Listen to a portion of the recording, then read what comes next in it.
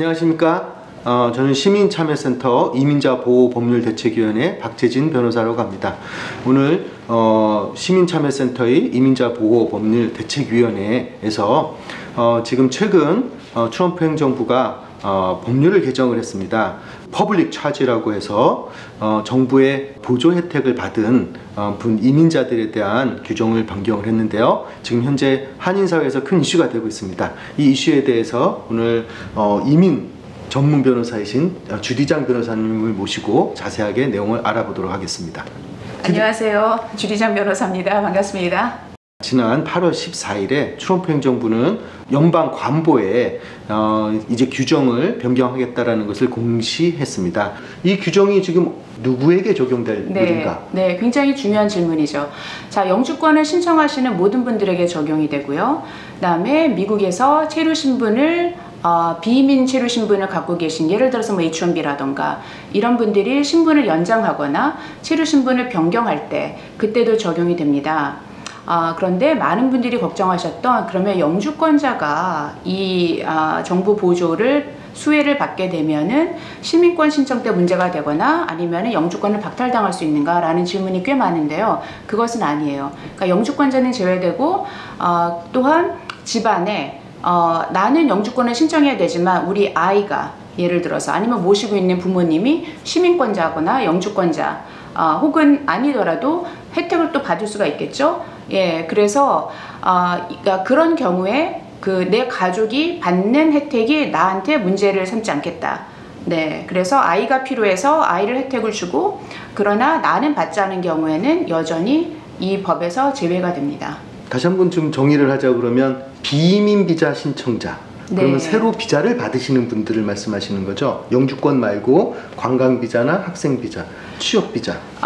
물론 테크니컬리는 그런데요. 네, 지금 보시면은 미국에서 수혜를 받았거나 아니면 받을 확률이 높은 사람들이기 때문에 이미 관광 비자, 뭐 학생 비자 같은 경우는 우리가 그 한국에서 어느 정도 재산이 있다, 뭐 공부를 할 수 있다, 방문하는 동안 나를 서포트 할 수 있다라는 걸 이미 보여주고 있잖아요. 그러니까 새로 비자를 신청하는 데 있어서 문제가 되는 그런 거는 아니고, 미국에 이미 와 계시면서 뭐 36개월 중에 뭐 12개월을 이런 혜택을 받았다거나 이런 때 적용이 될 거예요. 그래서 사실 대부분의 걱정은 영주권 신청자예요. 이런 경우에는 어떻게 되겠습니까? 지금 현재 학생 비자를 가지고 있는 분들이 공부를 하시다가 취업 비자 신청하시는 분들, 또는 현재 취업 비자로 있으신 분들이 3년이 끝난 후에 이제 새롭게 연장 신청을 하신다는 분들, 이런 분들은 어떨까요? 그렇죠. 그런 분들에게 해당이 됩니다.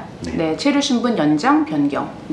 퍼블릭 차지, 정부 보조 혜택을 받으신 분이라고 명시를 하고 있는데, 그럼 정확하게 이 새 규정은 이 정부 보조 혜택을 받은 분들, 그러니까 퍼블릭 차지라는 말 어떤 식으로 정의를 하고 있나요? 36개월 동안에 12개월 이상 이번에 나열된, 정의된 그런 정부 보조를 수혜를 받았을 경우 퍼블릭 차지라고 그렇게 판명을 하게 되고요.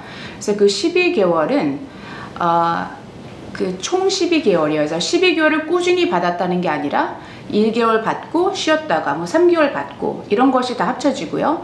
그 다음에 같은 달에 2개의 다른 수혜를 또 받으셨을 때 그거는 2달로 또 계산이 됩니다. 어떤 혜택들을 받았을 때 여기 그 카운트 되는 것에 해당이 되는지 한번 그 종류, 어떤 종류의 혜택들을 받으면 문제가 될까요? 저희가 1999년 룰에서는 현금 보조, 그 다음에 장기 입원 등에 제한됐었다고 했잖아요. 근데 이제는 메디케이드, 그 다음에 푸드 스탬프, SSI, 뭐 퍼블릭 하우징 어시스턴스 이런 것들이 대폭 많이 포함이 돼요. 여기에서 사실 우리 한인 사회에 가장 영향을 미치는 거는 메디케이드고요. 그다음에 푸드 스탬프도 전반적으로 이민 사회에 영향이 크다고 합니다. 이 두 가지를 포함시키는 것만 해도 퍼블릭 차지에 해당되시는 분들이 10배가 된다라는 그런 지금 통계가 발표가 되고 있을 정도예요. 자, 그러면 이 새로운 규정 하에서 받아도 되는 정부 보조 혜택들은 어떤 것들이 있을까요? 네, 가장 중요하게는 조금 전에 말씀드렸던 메디케이드 중에서 이머전시하고 임산부, 출산 후 60일, 네, 아동이 제외가 된다는 것이 중요하고요. 즉 받아도 되는 혜택이고요.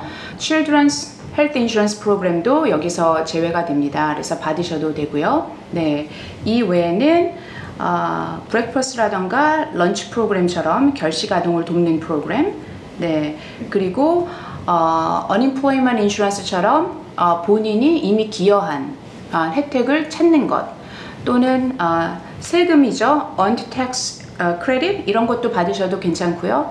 그다음에 갑자기 무슨 national disaster가 일어나서 disaster relief가 나오면은 그렇게 커뮤니티 전체에 해당하는 이러한 혜택은 받으셔도 괜찮습니다. 이외에는 조금 더 구체적으로 인민국에서 명시하는 리스트를 한번 확인하시는 것이 좋을 것 같아요. 다음 질문은 좀 현실적으로 여쭤보겠습니다. 어떤 분이 이미 지난 36개월 중에 12개월 이 해당되는 정부 보조 혜택을 입었습니다.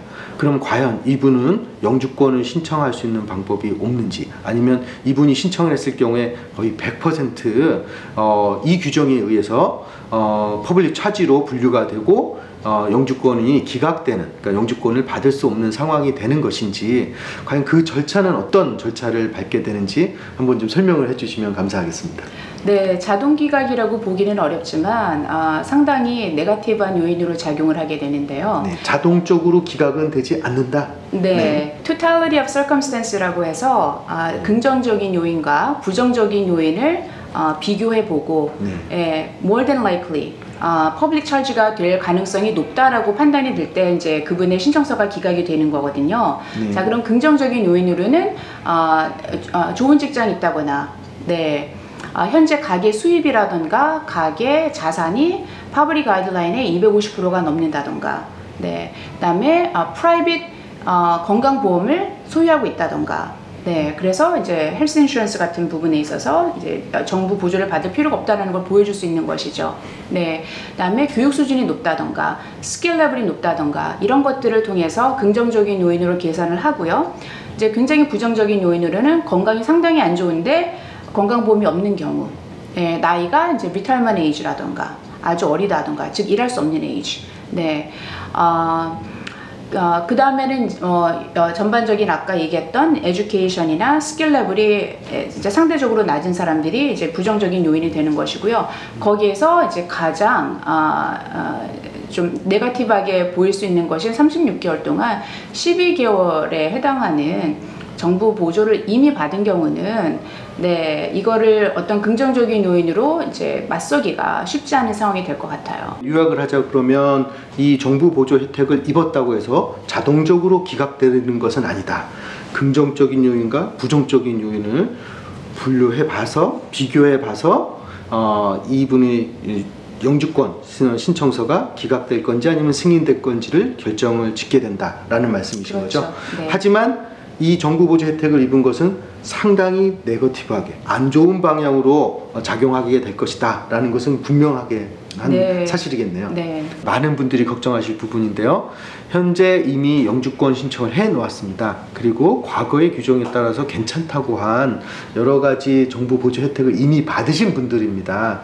받았지만 이미 영주권을 신청해 놓고 기다리고 있는 분들, 지금 애가타게 기다리고 계시는 분들이 계신데, 과연 이분들은 어떻게 이 새로운 규정에 의해서 적용을 받으시는지 설명 좀 해주시면 감사하겠습니다. 신청서 접수일이 일단 중요하고요. 그 다음에 이런 정부 보조를 언제 수혜를 받았느냐도 중요합니다. 그래서 신청서 접수일이 이번 법률이 효력을 발생하는 10월 15일 전이면 1999년 가이드라인이 적용이 돼서 퍼블릭 차지를 계산할 때 원래 문제를 삼았던, 네, 장기 입원 혹은 현금 보조, 네, 이런 부분으로 리뷰를 받으시게 되시는 거고요. 이번에 새로이 문제를 삼게 되는 이런 리스트에 있는 것들은 10월 15일까지는 고려 대상으로 삼지 않고, 다만 10월 15일부터 받으실 때는 그때는 고려 대상이 되기 때문에 네, 지금 이미 받으셨던 것 갖고는 걱정하지 마시고요. 10월 15일이 되면